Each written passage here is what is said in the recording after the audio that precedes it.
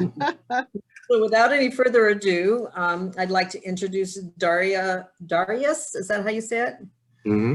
Darius Miller and Lisa Miller of Koi Zen Cellars. Darius Miller is CEO and winemaker. Let's go ahead and I'm going to turn it over to you here. Very, very good. Oh my goodness, I'm staring at myself. I can't do that. Oh no, we're going to just go back to gallery view. Okay, wonderful. Welcome everybody. Thank you for inviting me to participate in this gathering.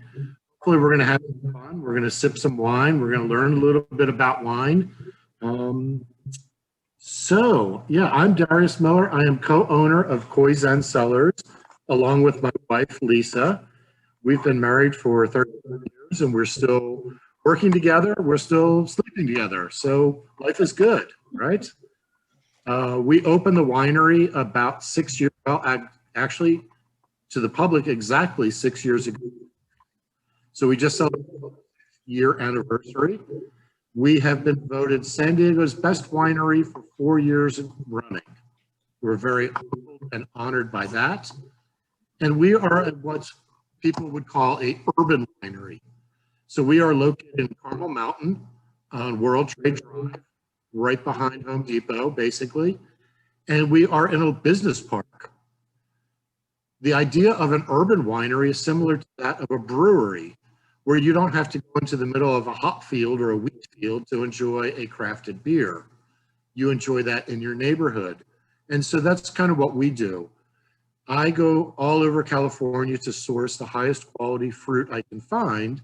I bring it down to San Diego, where we process it from grape clusters all the way through fermentation, aging, bottling, barreling, aging, selling, and bellies. All happen right here in our facility. If you ever get a chance to come down to Carmel Mountain, we'd love to show you around.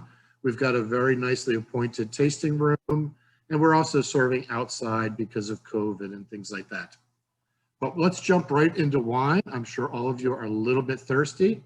So I really not monitor the chat. So if you have a question, please raise your hand, interrupt me, jump in, just there are no stupid questions. The only stupid questions would be the ones you don't ask.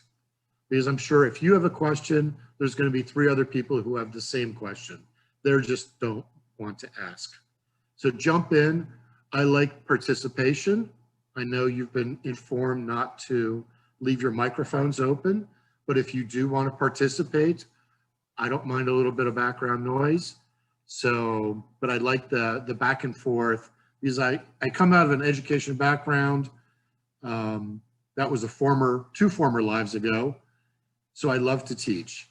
And as part of teaching, we have to make sure we've got communication. So let's get started. Sound good? Sounds good. Okay. So everybody should have a little kit. Yes? Yes. Little box of wine. My wife and staff create these little things by the thousands. I think we're up to close to 2,000 kits that we have given virtual presentations for over the last, I would say 10 months. So it's kind of big. Inside your kit, there's a little packet. And inside that packet are a bunch of little cards. The first card says congratulations. And this one kind of describes kind of some perks and benefits on the front. Back gives a little description of what we are and who we are. You can read that at your leisure. There is a little card that says the Zen Mixed Flight with some little pretty graphs on it. We'll be referring to this card quite often, so keep this one handy. There's a little card on the Zen steps of wine tasting.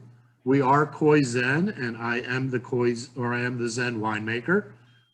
So we have developed this educational practice over about the last 6 years to help people really enjoy wine and to get a better experience at sipping wine. And we'll be referring to this card often also, so you may want to keep that handy. And a little card on our wine clubs. Wine clubs are a lot of fun. You get discounts, you get invitation to private events, special releases, first releases. We won't really talk about this, but you can read that at your leisure. Also in your kit, there are some breadsticks. These breadsticks are great to cleanse your palate between the wines. I personally don't recommend rinsing your mouth with water between wines. The pH of the water and the pH of the wine are very different. And often if you take a sip of water and then a sip of wine, the wine's going to taste a little weird. So we don't really recommend that. There should be a little chocolate inside your kit. Preparing this chocolate during a little experiment in the 4th and 5th wines. I always forget about the chocolate, so somebody has to remind me about the chocolate, okay? I'm not a big chocolate person, so you have to remind me on this. And you have 5 little bottles of wine. We're going to be sampling the wines from the lightest to the heaviest. And as we go through, we're going to be learning about the wines, where they come from, the Zen steps of wine tasting, and a little bit about food pairing.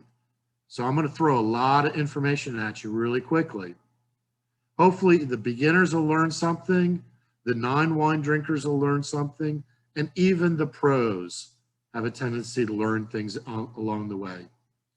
Each one of these little bottles is over 2 ounces. So if you drink the entire contents of all the bottles, it's equivalent to just over 2 glasses of wine. 2 glasses of wine in an hour may be a little bit much for some of you. So what we do is we recommend pouring half of the bottle into your glass while we're going through the presentation. And then if you want to go back and resample or catch up, you have a little bit of reserve in there. So everybody good on that? Yeah? Oh, I guess there's one more thing that you had to provide, and that would be a wine glass. Okay, so hopefully you have a wine glass.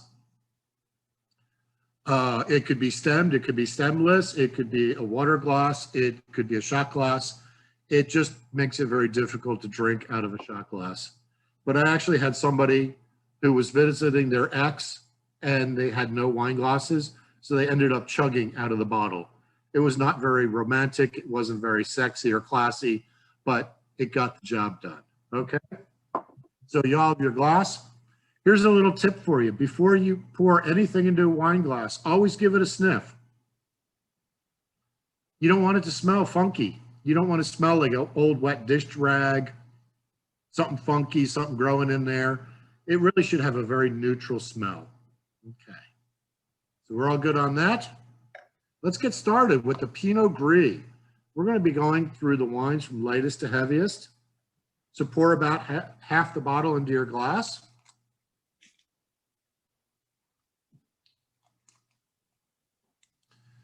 This is a 2019 Pinot Gris. I sourced the fruit out of Sonoma, out of Dry Creek. We named this wine Inspired Hope because the wine was fermented prior to COVID. And when COVID hit, we were just bottling this wine. And Lisa came up with the name Inspired Hope because we thought we're going to get through COVID in a couple of weeks, right? Well, a couple turned into 10, which turned into 50, which turned into a long time. But hopefully we're getting, we see the light at the end of the tunnel. Hopefully we're pulling out of COVID and hopefully things will start to improve a little bit. The first thing we always do when we start to evaluate wine or we go out wine tasting that we teach people at the winery is to take a good look at the wine. So our first Zen step is to see our wine. And you can actually learn so much just by looking at the wine. Now, a lot of people I see are holding the glass up to the light. While it looks pretty, you don't really get a good assessment of what's going on. So what we teach the sommeliers that we teach at the winery is to take a white piece of paper, hold your glass directly above it, and look straight down through it.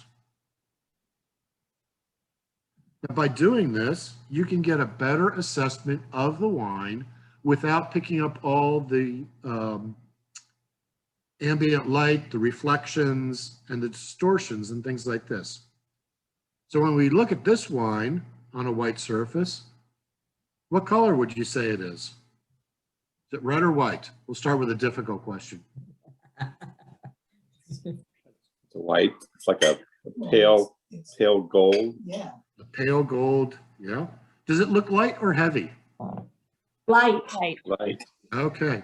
So when it looks light, that immediately tells my brain it's probably going to be light on the palate. Well, after we taste it, we'll find out. Look at the very edge, the meniscus, right where the wine touches the wine glass. Mm-hmm. If you look really closely, what color is that? Looks really gold. Really gold. Gold? Right at the very edge there? White. Darker. Oh yeah, white. Yeah, at the very edge. Clear. How about clear? Clear. Yeah. Yeah. Yeah. And when you see a very distinctive clear band along the edge of the wine, that indicates that it's a young wine. Ages, that distinct clear band will dissolve and the color will just start fading into the bowl of the glass. So just through visual appearance, you can estimate the age of the wine. This is a young wine. This is a 2019. So it's only about 1.5 years old, and you still has that very distinctive clear edge. Now, if you give your glass a quick little swirl, you should be able to see little legs come down through the glass, right? Some people call them tears. Some people call them legs.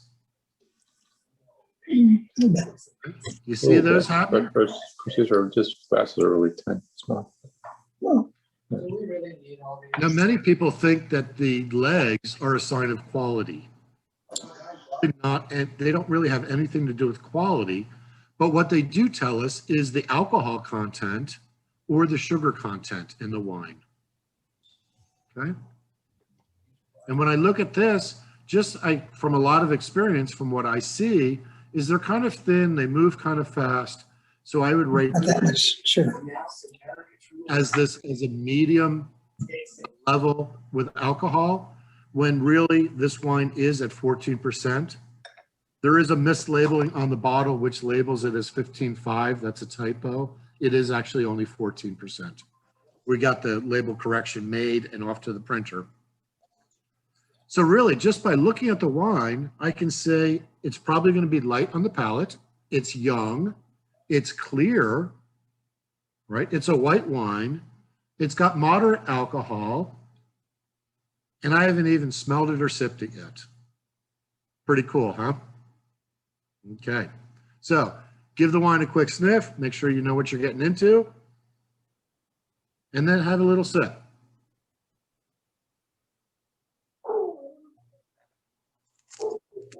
Oh, love it. Love it. Okay. This wine is bright, it's refreshing, it's crisp. When we look at the little tasting flight, we see that our first wine is the Pinot Gris, Inspired Hope. It is a 2019 from Sonoma County. And then right below that, we give some primary tasting notes. And on this wine, we say wild honeysuckle and fresh picked lemons. Now, some people ask, do we actually put honeysuckle or fresh picked lemons into our wine? And the answer is no.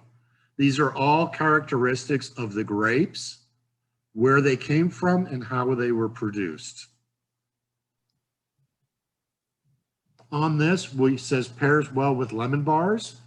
We just did a Dream Dinners collaboration yesterday, and we actually did pair this as a dessert with lemon bars. It was phenomenal pairing. But we're going to talk a little bit about wine pairing in a moment. And into the little chart, you can see that we've rated this a body of number 3. Body is that mouthfeel, right? And a high bodied wine will have a big mouthfeel. A light bodied wine will taste thin. So think about the difference between drinking skim milk or cream. Cream would have a heavy body, where skim milk would have a light body. Light bodied wines stay fresh on the palate and very clean. The second line is acidity, and we've given that a 4. There are many, many different types of acid in wine, and acidity in wine causes you to salivate. It makes the wine taste fresh and inviting. And a good way to assess the acidity of wine is to take a sip. After you've swallowed, open your mouth and lean forward. If you feel like you're going to drool, it's a very acidic wine. If you feel your mouth dried out, it's a very dry wine. Okay? So I know it sounds silly, but we teach a lot of SOMs, a lot of professional wine students here at the winery. We help them through their educational program, and we do a lot of blind tastings. So every week we probably taste a dozen different wines from around the world, all blind, all helping us improve our tasting abilities and our sensory abilities. So if you really want to get good at wine, you have to practice a lot. It's a very difficult, demanding thing to drink all the time, but you know, it's worth the endeavor, okay? We're going to skip over the next two, but the alcohol is rated at a 4. This wine is at 14% alcohol by volume, which is moderate for a white wine. At Koi Zen, I tend to pick my fruit a little bit riper, which creates a lot of sugars in the berries. The sugar directly translates into alcohol content. So a lot of wines at Koi Zen, we do have an elevated alcohol content. Some of the wines we'll be tasting today are up in the 15s, almost 16%. Okay. Anybody want to say anything about this wine? I'm going to have to try it with lemon bars. There you go. I mentioned food pairing, but I like to pair wine with life. Okay. And a light wine pairs really well with early in the day. So this would be a great lunch wine, a late morning wine, okay? A hot summer day wine, right? This wine is probably a little bit too light for a wet, cold, rainy day. You'd want something a little bit heavier. So I like to pair wine with time of day, weather, what I'm doing, right? So if I'm outside having a light snack or talking with some friends, I would choose a white wine. As the day goes on, I would choose heavier wines. But light wines, or to pair wine with food, we teach people a very simple process that'll get you most of the way, almost all the time. If the wine looks light, pair it with light foods. If the wine looks heavy, pair it with heavy foods. Okay? It's kind of simple. Wine is color-coded. It's telling you the answer just by looking at it. So when I look at this wine, it looks light and refreshing. So I'm thinking of a light green salad, light fruit, maybe a very light cheese, chicken breast, a very mild seafood, a very light, like pasta, extremely light pasta. All would pair really, really well with this wine. We have any questions? No? Or lost you, or? You're still here. We're still with you. I have a Okay. question, Darius.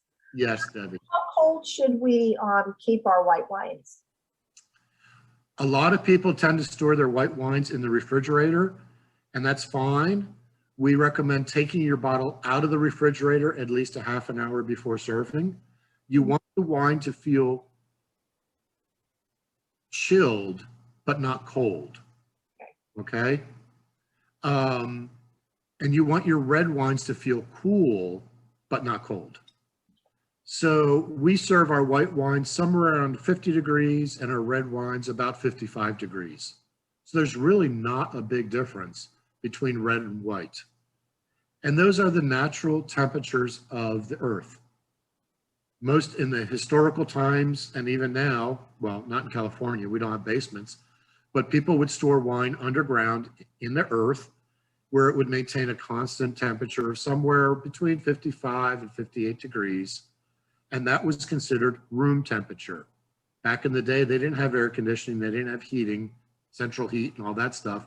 And most places in France never get as warm as San Diego. So yes, take your whites out of the refrigerator half an hour before serving. Put your reds into the refrigerator for a half an hour before serving. Okay? And that should bring them down to close to the temperature.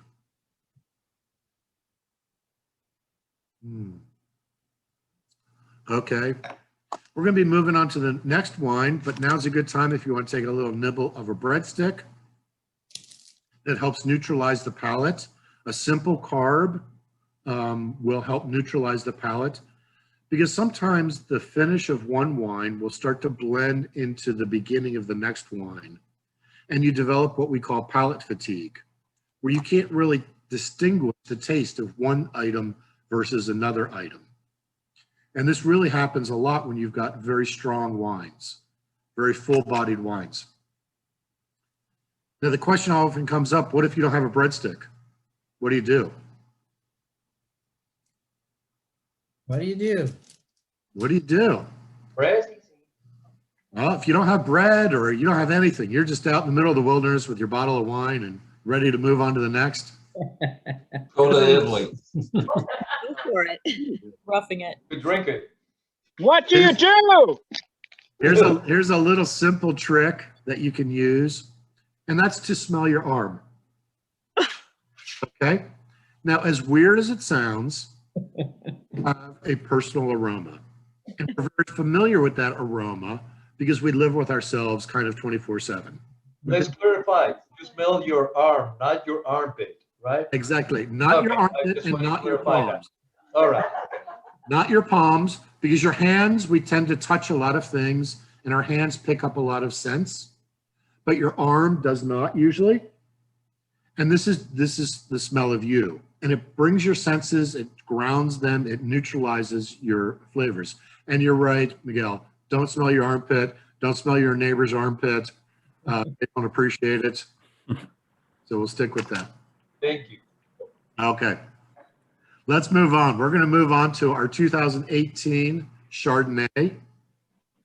This is from Santa Maria Valley, which is about 60 miles north of Santa Barbara.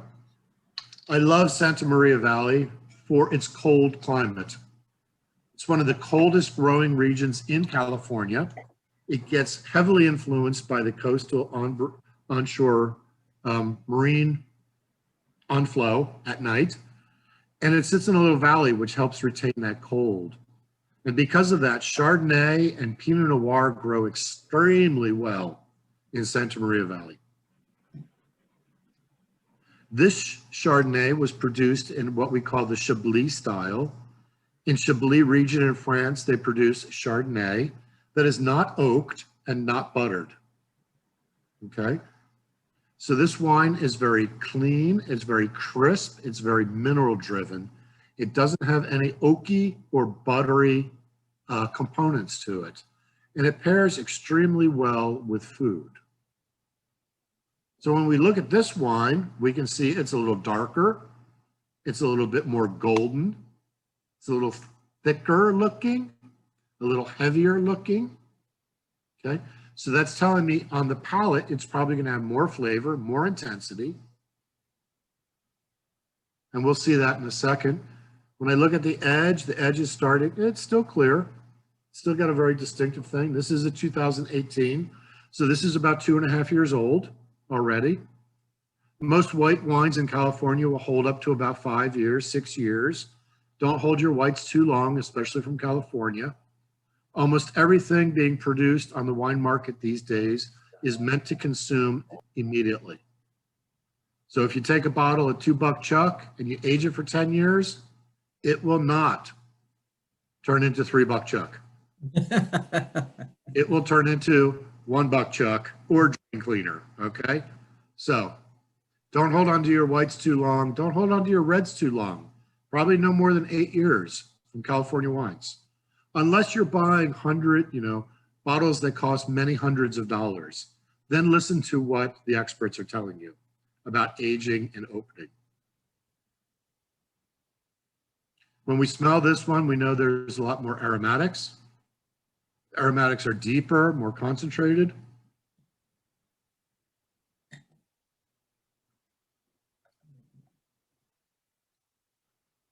On the palate, this has more of a creaminess, a coating that's going on. Darius, I have a question. Sorry to interrupt. No problem.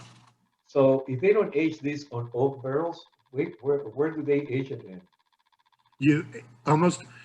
The truth is 98% of all wine made these days is created in stainless steel, just like the tank behind me here. The tank behind me is about 1,100 gallons. And right now it's filled with half filled with Mourvedre that we're in the process of bottling. But almost all wine is made in stainless steel tanks these days.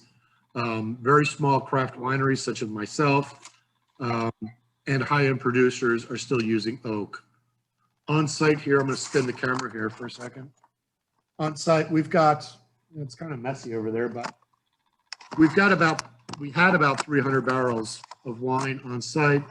We're going through our 18 bottling right now, so we're probably down to about 150 barrels right now. So you keep it in those containers until you bottle them? Excuse me? So you keep the wine in those metal containers until you bottle them? We keep our reds in barrel, usually for 24 to 36 months. We keep our whites in stainless steel. Yeah. Okay. So on the palate, this wine's a lot more full. It's got a lot more roundness. So in the little chart, we've given this a body of 4, an acidity of 4, and an alcohol of 5. This wine does come in at a whopping 14.8%. So it's a little bit hotter, as we would say, than the previous wine. And that elevated alcohol content helps create that creaminess on the palate. So anybody who sips like bourbon or whiskey neat knows this experience, that the high alcohol creates kind of a sweetness or creaminess on the palate. Same thing is happening with wine. Yeah, Darius, I have a question. Yep. Do you ever source any material from Ukiah, California? No, we do not. No. The only thing Okay. Ukiah are Buddhas. Okay. No, in Ukiah, they got the monastery there. Monastery of 1,000 Buddhas or 10,000 Buddhas, I think. Okay. I sourced a lot of raw material for manufacturing in Ukiah, and I saw a lot of wineries there. It just came to mind right now. Yeah. No. Most of my fruit comes from the Central Coast, so Santa Barbara, Paso Robles, Nice. the North Coast, Napa, Sonoma, and Sierra Foothills, Lodi are kind of my primary stomping grounds. Awesome. Hey Darius, what about corks versus screw top? I know that's a big thing going on right now. Like with everything else, you can get a cork that costs 1/10 of a cent, or you can get a cork that costs $5. You can get a screw top for the same price range. The less expensive product is going to be inferior to a more expensive product. Okay. That being said, cost for cost, screw tops are slightly better than cork. You do not risk cork failure. You don't risk cork taint. And so technically they are slightly better than cork.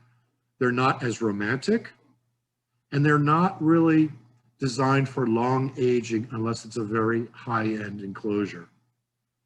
So if you found a screw top that has ridges on the edge, that's kind of the low-end ones, and they're really only designed to hold a wine about 2 years. If the whole top is a very smooth capsule with no ridges, and you can't really say where the capsule is versus the sleeve, that's a higher end enclosure, and they will allow you to age your wines a lot longer. Okay. So I do not use screw tops personally. I prefer the romance of the cork, kind of a traditionalist. I think it's, If I'm going to open a fine bottle of wine, I like that pop. I find it very exciting and romantic versus, you know, the crack of a screw top. It's just not very sexy to me. But that's just me. But if I'm on the beach, a screw top and a white wine, I'm sorry, you're not allowed to drink on the beach. In some weird place where you are allowed to drink on the beach, screw tops are preferred. Okay. Okay. So we've learned how to see our wine. And on the next wine, we're going to talk about swirling and smelling. Okay. But in order to do this, we're going to do a little experiment. Everybody up for a little experiment? Sure. In class, there will be a quiz, there will be a test. If you don't pass, you cannot drink the rest of your wines. So you have to pay attention. Okay. We're going to move on to our Pinot Noir, our 2018 Pinot Noir out of Dry Creek Valley in Sonoma. Pour about half a bottle into your glass and then just set your glass down. Don't swirl it, don't look at it, don't touch it, just leave it alone. This is test number 1, patience. Who put these lids on? I can't get mine open. Uh-oh. Vic behind all those lids, you know, she's got all those muscles. It's the emergency time, Debbie. You're going to have to crack that thing open. Chew it off if you have to. No swirling. I got it. Yep. Yay. So a lot of people say, oh, you have to swirl your wine, but they never tell you why you swirl your wine or the changes that will happen when you swirl your wine. And they say, well, you got to sniff your wine, but you don't really explain why we're sniffing our wine. So we're going to learn those two things really fast right now. So we've just poured some wine into our glass. This is our Pinot Noir. Just gently pick up your glass, take a quick smell, and put your glass down.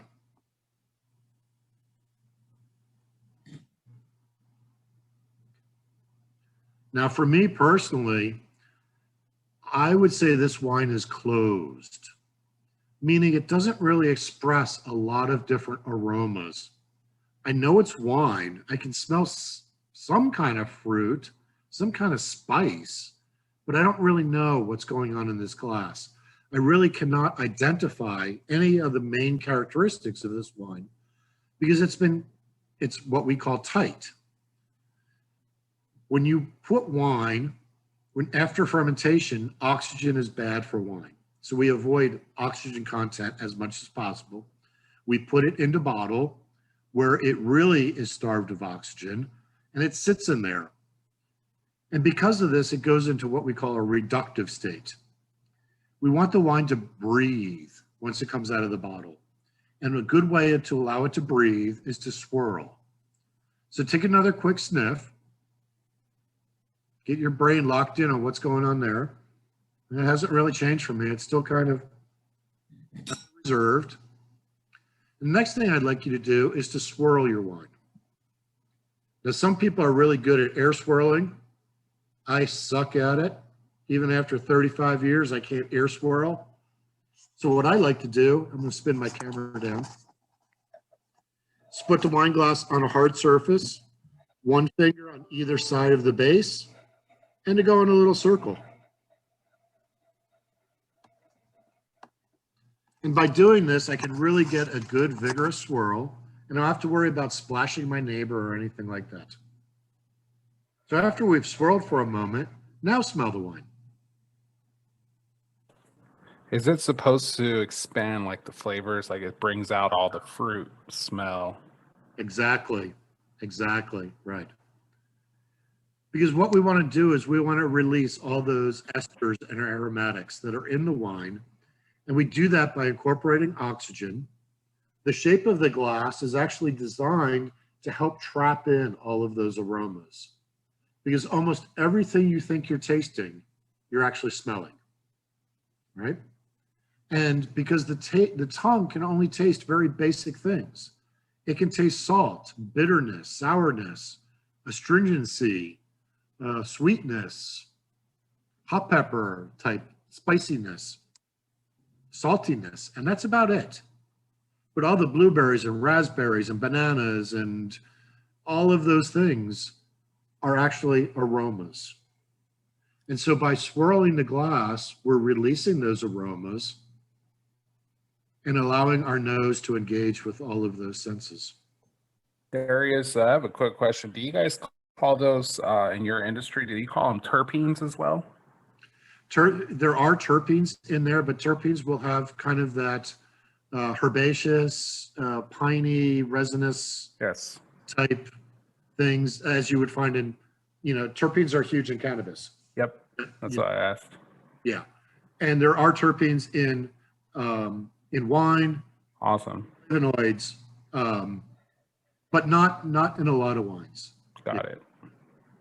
Eric, is it good to pour red wine into another vessel to let it breathe?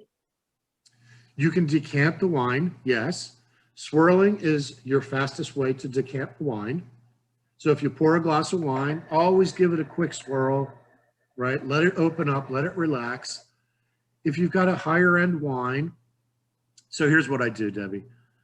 I open a bottle of wine, I pour a little sample, okay? And I taste it. And then I swirl that little sample and I taste it again. If the wine improves, it's a candidate for decanting, right? If it doesn't improve, just serve it. If it does improve, you may want to, recommend swirling it, decanting it, aerating it. Decanting is the slowest but most pleasurable way of opening wine up. Aerating is the quickest, but kind of the least sexy. And sitting around just swirling wine is just kind of cool. So just swirl your wine. Swirl your whites, swirl your reds, swirl your pinks. The only thing you don't swirl, right, would be your beer or your bubblies, unless you like flat bubbly or flat beer, okay? But everything else swirl. This includes your orange juice, right? Because you can actually pick up a lot of aromatics from your orange juice. Sorry, I got ahead of myself. Okay, we're gonna do one more. We're gonna get really geeky, okay? Gently put your hand on top of the wine glass, swirl. And as you probably figured out, what we're doing is we're trapping all of those aromas inside the glass. So when we smell them, we get the biggest, richest impression of the wine. Now, what's kind of cool is when you first poured the wine and you smelled it, that's kind of the sensation you're going to get when the wine first hits your palate. When I say palate, your mouth. As you swish the wine around your mouth, it's kind of like when you did this. And after you've swallowed, it's this. So as I mentioned, we teach a lot of wine professionals, a lot of somms at the winery here. And just through the visual appearance, because each wine has kind of a color associated with it, we can tell the age, we can tell the clarity, we can tell the alcohol, we can tell kind of what type of grape it is, where it's from. Through the aromas, we can tell what it's going to taste like on our palate, on the mid palate, and on the finish, all without even sipping the wine. And most of our wine professionals are able, at a fairly high accuracy rate, be able to, just through visual and smell, tell us what it is, where it's from, how old it is, the alcohol content, and how it was made. All just by looking and smelling it. It's kind of a cool thing to do. Okay, so I've teased you long enough. Sip your wine, enjoy the Pinot Noir. This is a little bit bigger than the whites. We're moving up in the scale.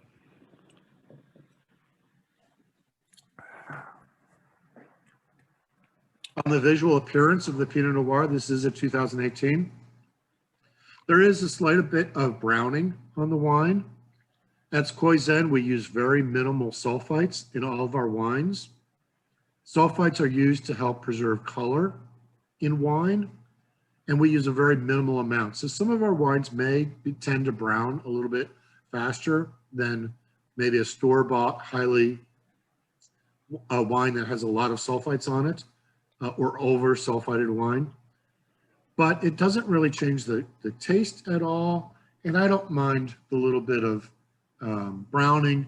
I'm more of a minimal winemaker, a natural winemaker. That's kind of my style. I want the fruit to express itself, not the manipulations that some wineries do to wine.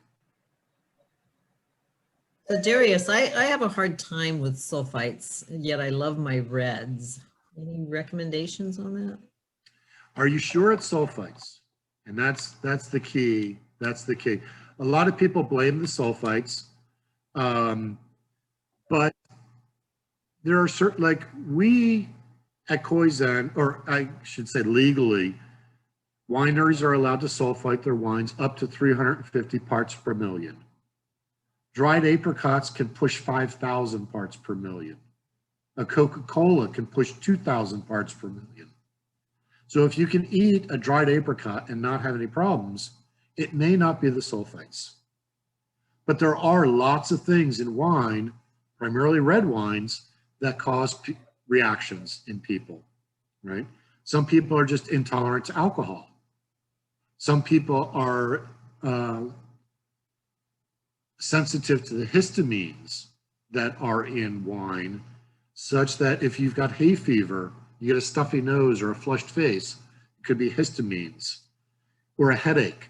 Headaches usually are caused by dehydration. Drink your water, right? If you drink a glass of wine, drink a glass of water.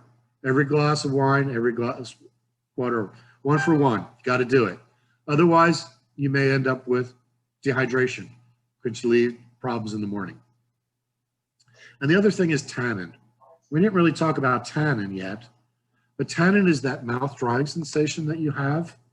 So when you drink this wine,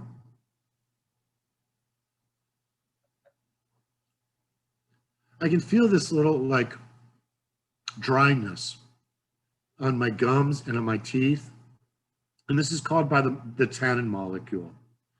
Tannins are found in grapes, on the skins, on the seeds, on the stems. And other foods have tannins too, such as cinnamon, black tea, coffee, chocolate. All of these things have tannins.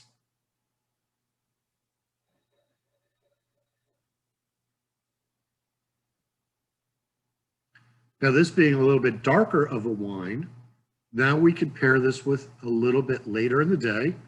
So I wouldn't serve this at 9 in the morning. It's way too heavy for 9 in the morning. This probably, you know, this may be 11:30, right, for a lunch. Depends on your lunch. But generally a little bit later. This one pairs really well at like 4 in the afternoon when you're starting to think about what to have for dinner, when you're cooking dinner, a little splash of wine in the belly, a little splash of wine in the food. It's all good, right? But this wine can stand up to a little bit more. Now we're definitely into, let's say, pork, a light cut of pork, chicken, maybe chicken thighs, maybe pushing it a little bit. Pinot Noir often has kind of an earthiness, so it pairs well with mushrooms or root vegetables.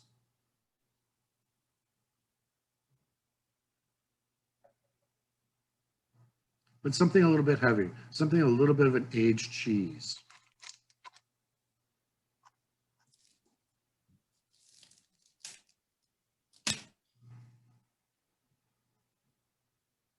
Any other questions? Cool.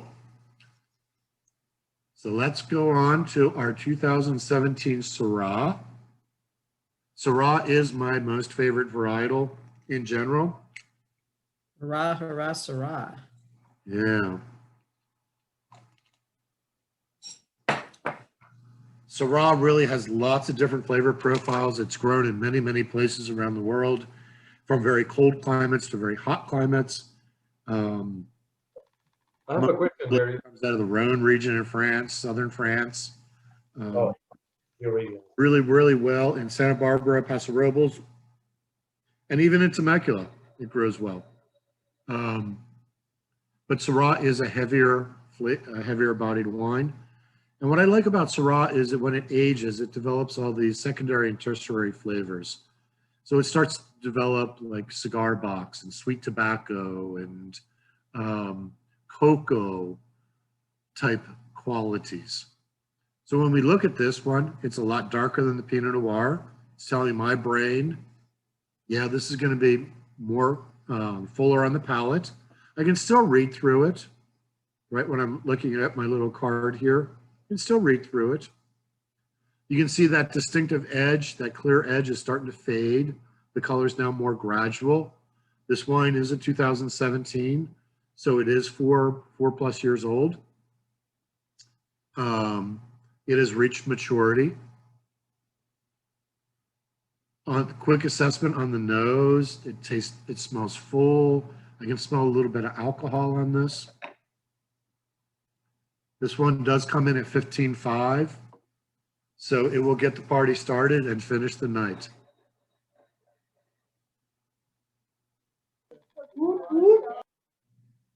There you go. Syrahs naturally pair anything from the earth, right? So this is all your root stocks, your mushrooms, heavy stews, complex flavors, beef stocks, turkey meat, dark turkey meat, you name it, you can basically throw it at this wine.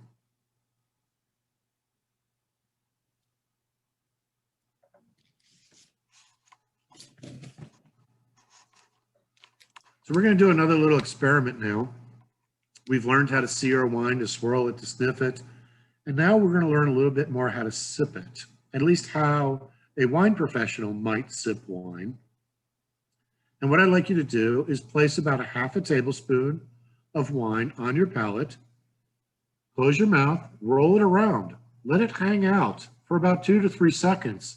Let your whole mouth get engaged and then swallow and just reflect on the experience.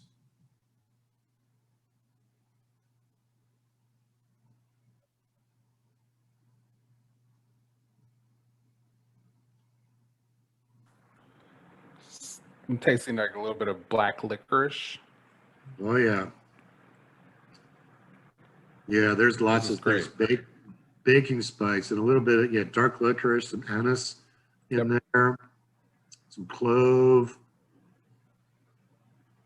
a little bit of mushroom, forest floor, sweet tobacco. Yep. Yeah. Rich and bold flavors. Yeah. So when This should come with a cigar. There you go. This would, yeah. I don't smoke cigars, but I would imagine, I used to smoke cigarettes and that almost killed me. So I stopped that bad habit a long time ago. But the, cigars and Syrah would go along with a campfire. Yeah, really nice. Nice. Braised meats, smoked meats, barbecues. All of these really, really would pair well with this wine. Taking this. Excuse me? What about chocolate? Does it pair well with that? With chocolate. Oh, somebody reminded me of chocolate. Chocolate. There you go. Some people love to pair wine with chocolate. That would be my wife. Lisa, she loves wine and chocolate. I'm not a big chocolate person for some reason. Any woman in chocolate. So what I recommend is break this into, like, let's say a quarter, right?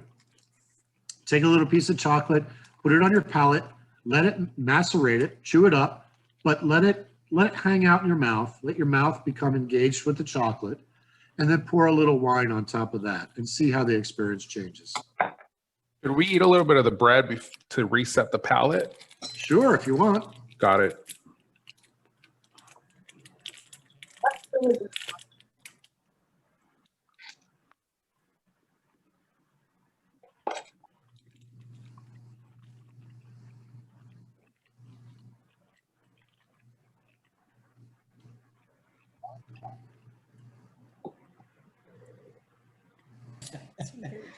Now, there's really two different camps when it comes to chocolate and wine pairing. One camp says it's perfect. and the other camp says it's not perfect. It's for you to decide what you like. But in one respect, they're complementary because a dark chocolate, such as this, does have a lot of tannin in it and has a little bit of fat. The fat binds with the tannins in the wine, helping create kind of a creaminess on the palate.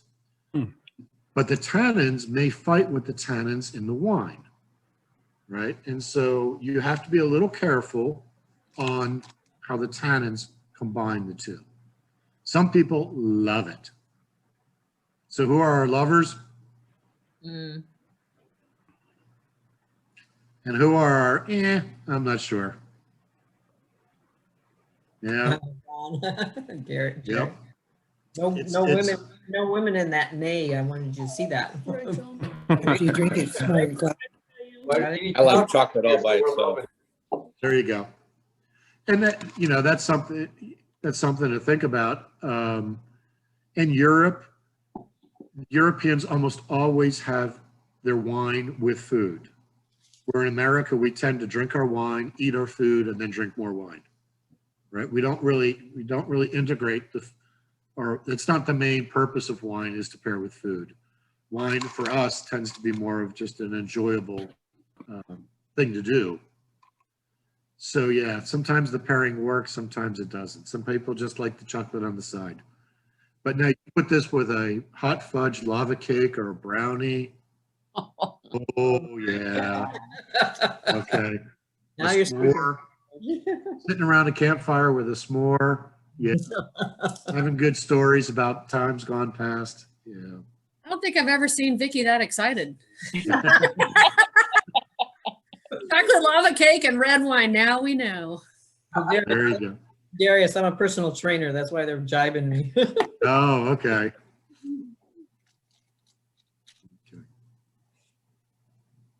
So who's digging the Syrah? Mm. Oh yeah. Yeah, That's got to be one of my favorites so far. Mhm. good. The fun thing about going out wine tasting is you kind of get to understand not only what the winery has to offer, but what you personally like as far as your palate goes.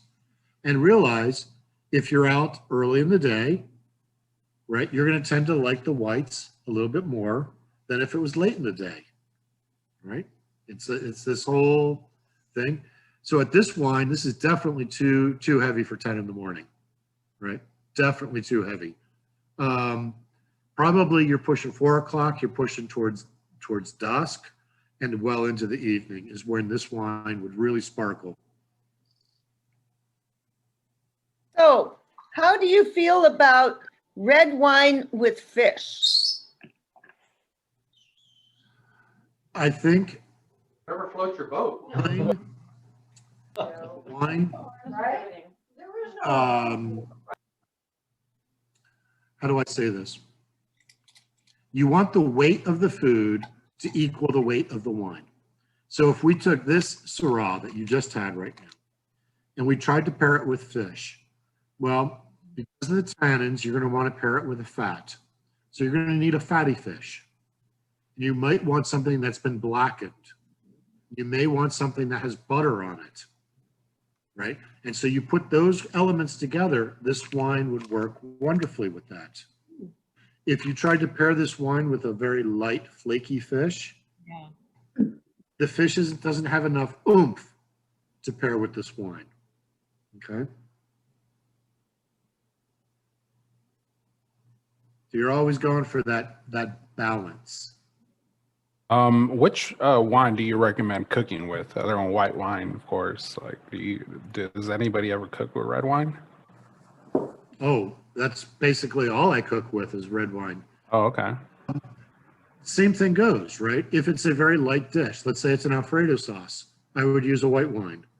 But if it's a red sauce, I would use a red wine. Got it. Or I would use whatever wine I'm going to be serving with that meal. Because then you're forming this continuity between the food and the drink. Got it. Yeah, I'm Latino, so I cook a lot with beer, but my fiance, she's Italian, so she cooks with wine, and I've always wondered that, like, how do they choose their wine? Yeah. You know, I've always been told if you wouldn't drink it, don't cook with it. That is true. Yeah, do not do that. Which I know we're running a little bit long. I'm sorry about that. I just wanted to throw this out, but I agree. If you don't want to drink it, don't cook with it. The wine does not get better by cooking it. It doesn't. So if you open a bottle of wine, people often ask, how long can you store a bottle of wine in the fridge or store a bottle of wine once opened? And we recommend if you take 1 glass of wine out of the bottle, immediately cork it, put it in the refrigerator standing upright, right? Red or white, doesn't matter. It will last about 4 days. If you take 2 glasses out and do the same process, immediately cork it, put it in the fridge, it'll last about 2 days. If you've taken 3 glasses out, you might as well finish it because it just will not hold overnight generally. Now, but what if you do have that extra glass and you don't know what to do with it, right? What I do sometimes is I will take a little sandwich baggie and I pour it in there, flatten it down, get the air out and freeze it. And then I'll use it for cooking. That's so smart. I love it. Okay. So now you're not wasting it. You're using it for your cooking and it's still good wine because the freezing will preserve it. It may not be good enough to drink, but it's well good enough to cook with, right? Because it's not off, it's not bad. Curious. So what is your opinion on these silicone corks that you vacuum pump the bottle with? They get your work out, burn some calories. So I'm fooling myself. They do help a little bit, but it's kind of marginally. If you really need to preserve your wine, we suggest using argon. You can get it little canisters. Argon is heavier than air, so it forms a protective layer on top of the wine, keeping the oxygen away from the wine. It will cause it to last a little bit longer. And if you got the high-end bucks, you got a couple $100, you can always get a Coravan, which is a needle that penetrates the cork, allows you to pour a glass of wine without opening the bottle. And by doing that, the wine will last 6, 9, 12 months. I just needed to know, so for my Mother's Day, what gift I'm going to get from my kids. So I'll get one with the needle that penetrates the cork, right? They are a little bit expensive, so yes. Yeah, but I'm their mom. There you go, and you deserve it. Right. Okay, guys. So we've learned how to see our wine, to swirl it, to smell it, to sip it. The next thing we're going to do is to think about savoring our wine. So the last wine we're going to be serving is our Baby Before. This is a Bordeaux style wine. It is a combination of 3 award-winning wines. We've got our Malbec, our Cab Franc, and our Mourvedre. I think each of these wines individually has won gold medals in various international competitions. I'm not a big competitive person, but my wife, Lisa, she always enters my wines in various places. We're fortunate, we tend to rank very well. I would say 3/4 of our wines are silver plus. So we're very humbled by that. But I create custom blends a couple times a year. Well, because each wine brings its own distinctive quality, by combining them, we get a more complex, more fat, rounder, more fuller flavor. So what we did was we took 2 barrels of Cab Franc, or Malbec rather, 1.5 barrels of Cab Franc, and 1/2 barrel of Mourvedre. And we blended those into one of these big tanks like this. We let it sit, we stabilized it, and then we put it in a bottle. And we produced about 150 cases of this. It's almost gone. So if you do like our wines, I can tell you that our Syrah and our Pinot Noir and our Baby Before are all getting close to end of vintage, which means there's 30 or less cases.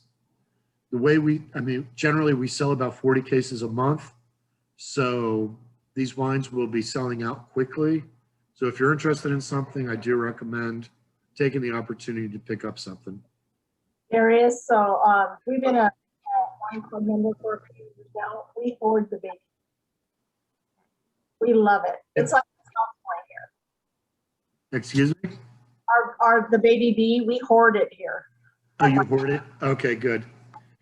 It's The so, reason it's called Baby B is it's a Bordeaux style. We don't want to call it a Bordeaux because that would upset the people that live in Bordeaux, France. They're very proud of their wines and their heritage. So we don't want to step on their toes. So we call it a Baby B because it's a Bordeaux style wine, meaning that it's generally a blend of either Cab Sauv, Merlot, Cab Franc, Malbec, or Petit Verdot. Darius, I want to mention something. We love your baby B4. Our office is located right across the other side of World Trade Drive. Okay. From your winery. And we were just talking here, and everybody wants you to make more baby B4. I wish I could. These are all 2017 grapes.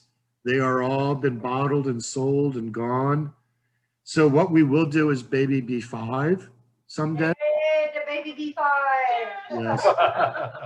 So baby B4 is the fourth rendition of a blend.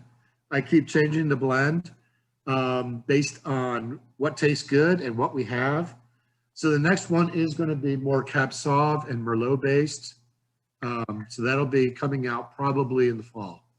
Maybe. Okay, keep us posted. We love it. Okay. Thank you. When we look at this wine, it is darkest. It's the heaviest. I can't read through this glass. It's telling my palate it's going to be very strong. Swirling it, I can see these long, very slow moving legs. It's telling me it's high alcohol. I think this one is at 15.4 or 15.5, 15.4. So it's going to have a lot of mouthfeel, a lot of body. We've rated this with a tannins of 4. So it's going to have that mouth drying astringency. The acids are 4, so it's going to be balanced, and the alcohol is very high.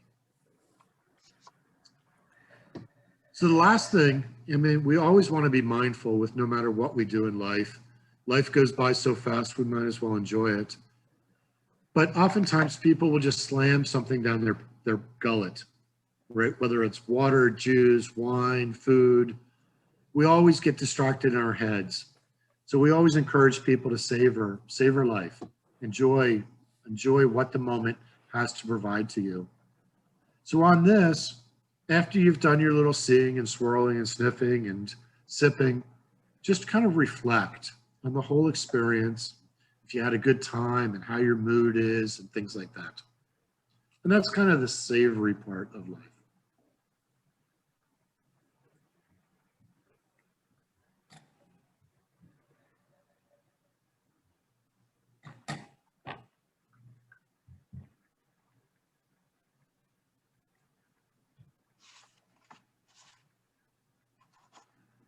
So I do have to say this is not our biggest wine.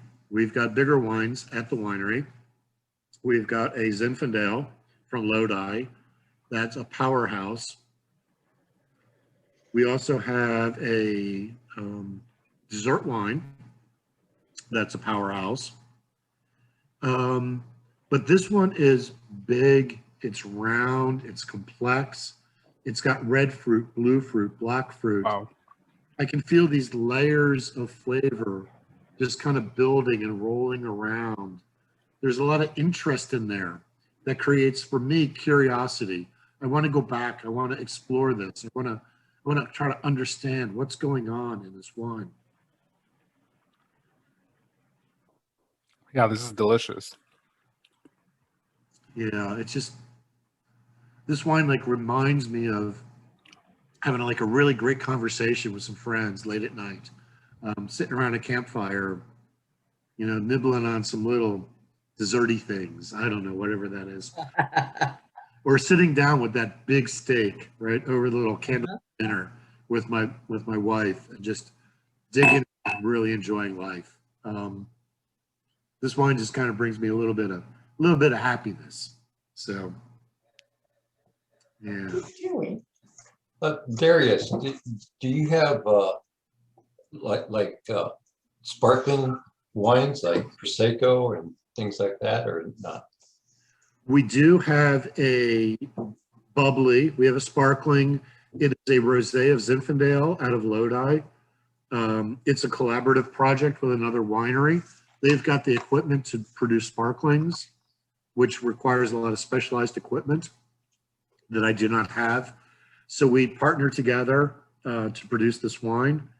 But yeah, it's got a touch of sweetness on it, which makes it a great breakfast wine.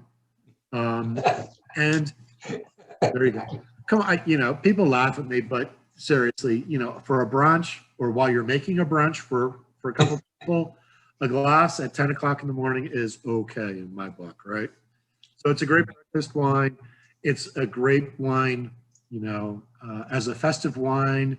Your friends come over, you each have a little glass of bubbly to get the night going. So yeah, we have that. And then we do have, like, as I said, at the opposite end of the spectrum, a dessert wine, which is, it's a late harvest Muscat Canelli, fortified to about 17.5%. It's got a lot of residual sugar on it. So this one's great over vanilla ice cream. Oh, yummy. Strawberries, and you pour this over vanilla ice cream. It's a beautiful wine for that. So that is our baby before. Thank you. We do have a lot more on the menu that's available either online, or if you come into the winery, you can taste all of our different offerings. And we've got a lot of stuff coming out. Some of the more exciting things that in my book, we've got a Malbec that people are just digging right now, a Zinfandel that people are buying the heck out of that stuff. We've got a Sonoma Zinfandel that has not been released, a reserve Malbec that was the best 3 barrels out of the whole lot. That has not been reserved or released. A Syrah, 18 Syrah. Oh my goodness. Oh. And what's behind me? Now this is dangerous, right? This is a 1,100 gallon tank, half filled with wine. And let me show you.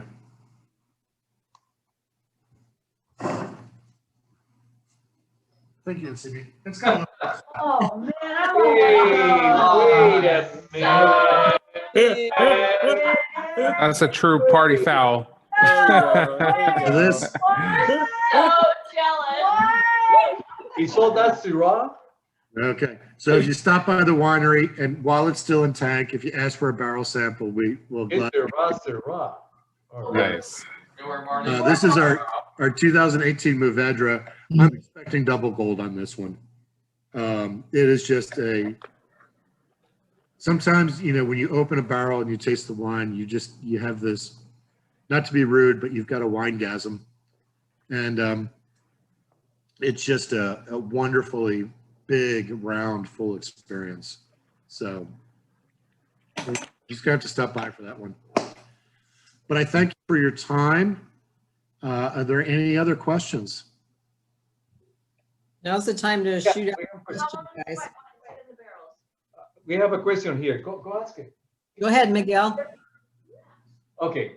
Marla wants me to ask, how long does the white wine last in the barrel? No, how long does it sit in the Gee, I'm asking you to ask. Go ask. Well, you asked. What's the first? And no fighting. That's not even his wife. Okay, how long does it, the white wine in the barrels? Because you said when it's done, it's like you want to serve it right away. Do you hear that, Darius? I'm sorry. Have her come up to the mic, Miguel, real quick. There. Get up here. You know what? Go over there. Okay. Get over there. Miguel wants to know. Oh, great. So when he was talking about the white wine, how it's aged in the barrel behind him, well, not that one because that one's obviously red, but how long is it in there? Because you said once it's in the bottle, you kind of, with a white wine, you want to serve it right away versus not aging it as long as you would a red wine. Okay, What age it for? I think I understand your question. It really depends. So we're doing a little experiment at the winery. There's another tank, it's sister tank right over there. So that's our secondary tank there.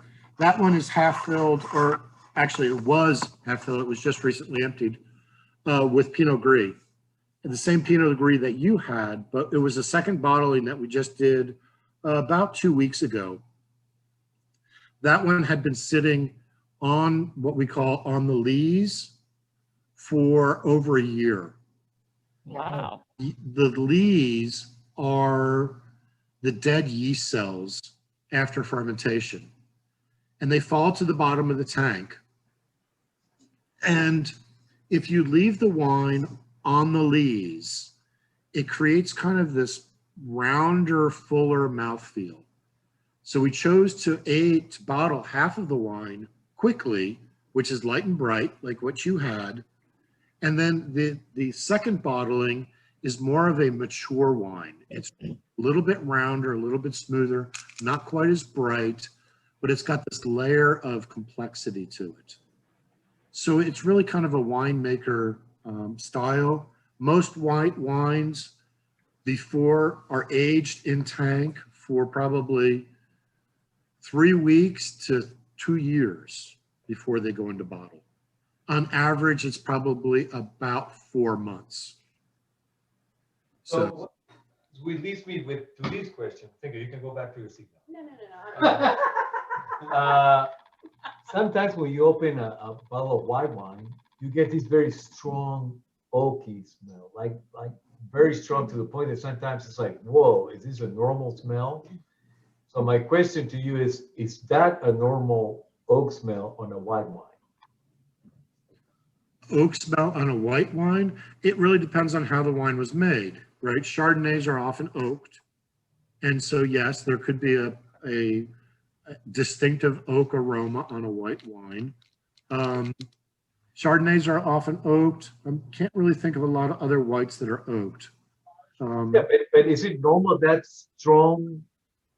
And I guess it's caused by the oak barrels on a white wine. It's like very, very strong oaky smell. Is that? I don't know. I can't really answer that question.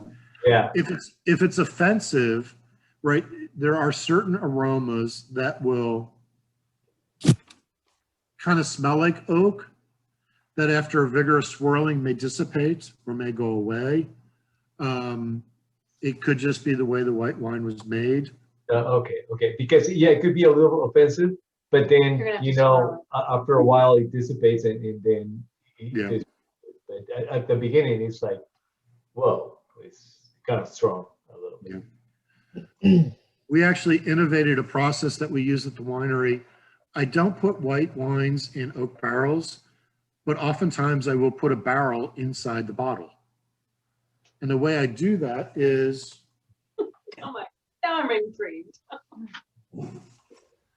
I will take the same wood that is used for making barrels, and I will cut it into little tiny pieces. And we'll take one of these little pieces of wood and we'll actually put it into the bottle of wine and then cork it. So if you receive a barrel in the bottle of wine, there is a little piece of wood inside your bottle. Interesting. Do not drink the wood. It is fiber, but it's not the fiber that you want, okay? But based on the size of this wood, the thickness and the length and the toast of this wood, I can adjust the flavor profile of how much oak extraction will happen inside the bottle. Because once the wine is penetrated all the way through this wood, it will stop releasing any oak flavor. So a smaller stick will release a little bit of oak, a longer stick will release more oak. So some of our reserves will have this. We've got a 2018 oaked Chardonnay that we have not released yet that has one of these little sticks in it. And some of our reserve wines will have little oak sticks. And the reason I do that is a barrel, there's a barrel right there. So weighs about 100 pounds, and it will oak 300 bottles of wine. Okay, so it takes 1/3 of a pound of oak to oak a bottle. Okay, this weighs a couple grams. This is so much more green, less carbon footprint, eco, and sustainable. Because this barrel right here, in order to make a barrel, you have to cut down a tree that's over 80 years old, and it produces 2 to 3 barrels. And then the tree is gone. But how many little sticks can you get out of that tree? And 1 stick for 1 bottle versus 600 bottles out of a tree. Right? I really appreciate you're environmentally conscious. Yeah. And so this is our very eco-friendly way to oak wine. That's also fun because usually it's the last person or the last glass out of the bottle gets the little oak stick. You got the prize. The prize. Darius, have you seen these companies, wine companies that are now doing refillable bottles and not having all the bottles go into the landfills? Yeah, we've got a little refillable bottle program going on. It's kind of hit or miss. I'm very cautious about refilling somebody else's bottles if they haven't been sanitized properly. I know it's a very popular thing in Europe, but I'm a little bit hesitant on that because I don't want the wine to spoil and for us, so it's a little sensitive. But what we do is, I don't know if you can see this, and I'm dragging all over the place here. Where are we at here? Okay, so we've got a barrel that has a top on it right here. And so we actually top wine directly out of the barrel into refillable bottles. Oh, right, that's what I've seen, yes. And so this way we're avoiding the bottle completely. Yeah, so it's kind of a cool little process. We're going barrel to glass. Cool. That's pretty good.